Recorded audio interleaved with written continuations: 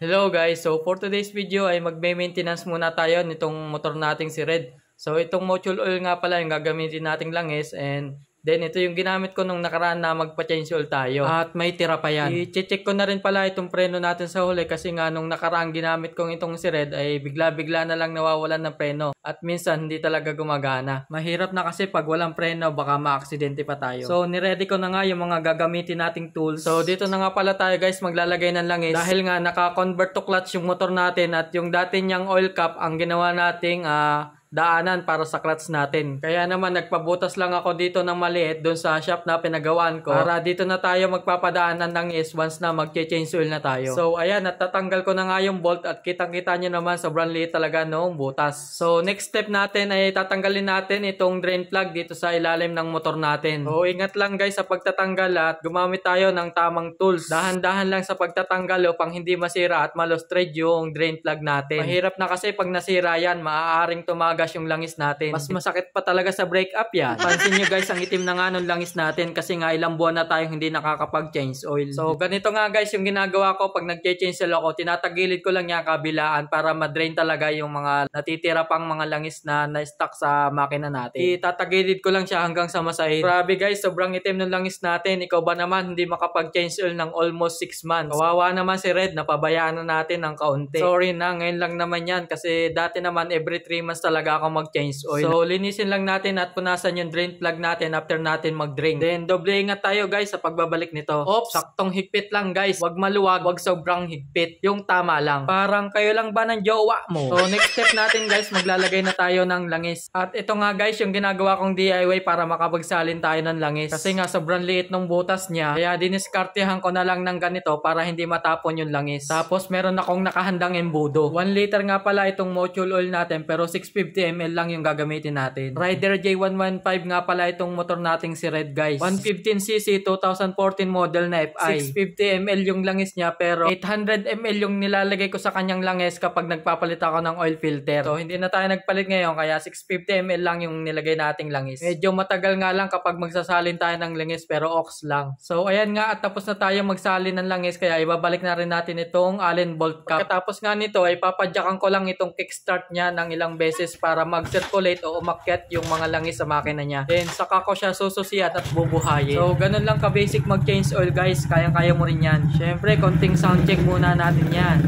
Wow! Tanggalin natin tong busal para marinig nyo yung mas magandang tunog niya guys.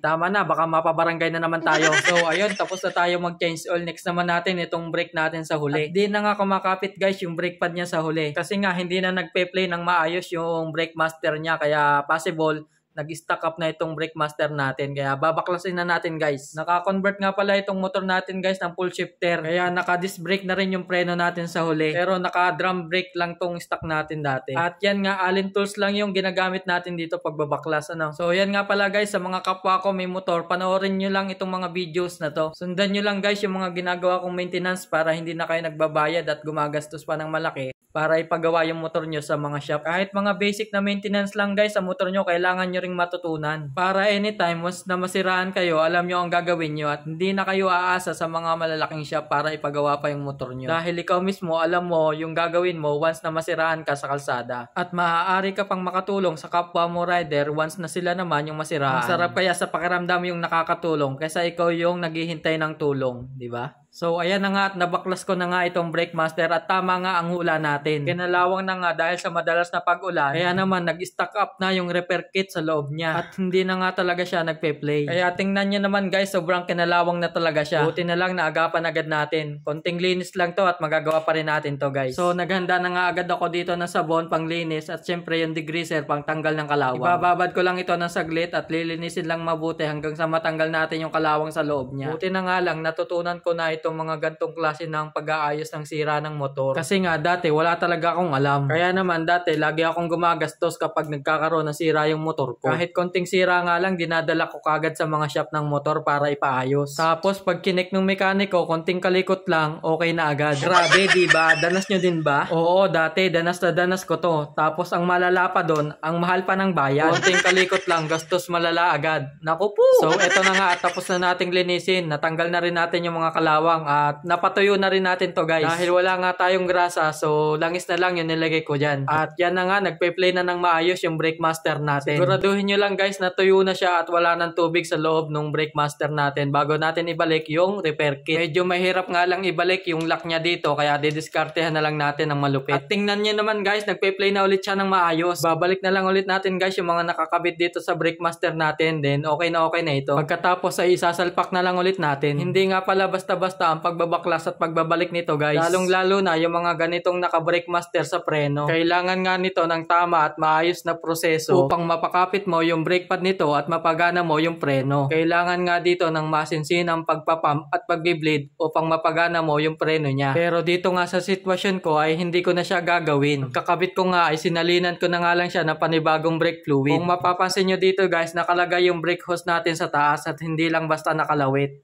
Ganito nga yung ginagawa kong diskarte dito. Pag nag-aayos ako ng preno ay inilalagay ko yung brake hose sa taas at hindi ko hinahayaang matapon yung brake fluid na nanggagaling sa mismong loob ng brake caliper. Dahil once na matapon nito at maubos yung brake fluid sa loob ay magkakaroon na nga ito ng hangin. Kaya naman pag nagkaroon na ito ng hangin sa loob ay kailangan mo na itong ipump at i-bleed pa upang mapakapit mo yung preno niya. So tapos na nga tayo at kita nyo naman gumagana na yung preno natin sa huli. Sobrang lakas na nga ulit ng kapit niya at pwede na ulit gamitin.